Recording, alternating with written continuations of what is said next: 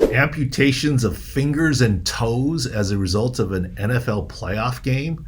Wow. Truth and fiction behind that. This is Dr. David Chow, Pro Football Doc, Sports Injury Central.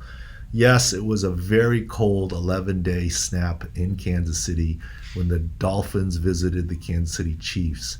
Now report is out that there were some people that had amputations of fingers and toes as a result of the game. That same day, there was a game in Buffalo that was postponed. It was colder in Kansas City, but the game was not postponed. The Buffalo game was postponed due to snow and the use of emergency vehicle and resources and roads not being clear as opposed to the cold. In Kansas City, the game played on because the roads were fine. There's no question it was cold. There's no question fingers and toes in extreme circumstances can lead to amputation. What happens is when your body is cold, your body starts to preserve what's important. It keeps your core heated. So your fingers, toes, and your extremities constrict, less blood flow. The blood flow stays in your body, your heart, your abdomen, your brain. It preserves the core central stuff. Your body adapts. We talked ahead of the Kansas City game about what do you drink on the sideline when the Gatorade and the water freezes, because you still can get dehydrated. And the answer is not coffee because it dehydrates you. It was chicken broth that's provided in every locker room. But what about the fans? What is there to drink? We saw pictures of, the water coming out of the refrigerator and then freezing within seconds because it was so cold. Beer was frozen over. Look, alcohol could add to the risk of amputations in fingers and toes because you don't feel them. Maybe you're drunk, etc. But I don't know how anyone could really drink anything in terms of becoming intoxicated because everything froze up that day or night.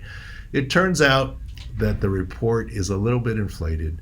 It was an 11-day cold snap, and across the 11 days, there were a, quote, undisclosed number of people who had some amputations of fingers and toes, and some of those were maybe from the game. Look, if they were from the game, I would imagine it would be someone with some underlying issues potentially and or overlying issues of the cold. No question it was record cold. We remember Patrick Mahomes' helmet shattering, never seen that before, etc. That's how cold it was that night. But look, believe it or not, in the stadium, you're actually a little bit warmer. They allowed you to bring cardboard so that your feet weren't on the cold concrete, heated blankets, body heat near you. I would have to say medically, was it dangerous to go to the game? Well, of course, it was very, very cold. But my big concern is not fans at the game. I don't know in Kansas City what the social situation is, but certainly in San Diego and other cold weather cities besides San Diego and besides Kansas City, I don't know what the homeless population is about. That is who I would worry about. The homeless and or people who can't afford to pay for heat. That's why a lot of energy companies, utilities companies won't turn off your electricity or your gas in the winter time to allow you a chance to try and stay warm. That is obviously the bigger concern than any football game and fingers and toes. I mean, if you're actually homeless during that cold spell, I mean, there have been reports in the past of people freezing to death. So we feel bad for anyone that got frostbite. And it does fool you. You don't notice it because your fingers and toes are cold, but the rest of you is cold. Your body actually makes it more cold because it conserves the circulation. And then a lot of times it's the rewarming part that it swells that leads to the vascular damage. The rewarming part, especially if it happens too quickly or you've been frozen for so long. It's the rewarming part that causes the vascular problems that sometimes lead to amputation. My bet is the majority of these people were diabetics or had some underlying circulation system. But of course, whether you're out in the cold hiking or snow skiing or watching a football game, you got to take proper precautions. Interesting to hear what ultimately the situation was.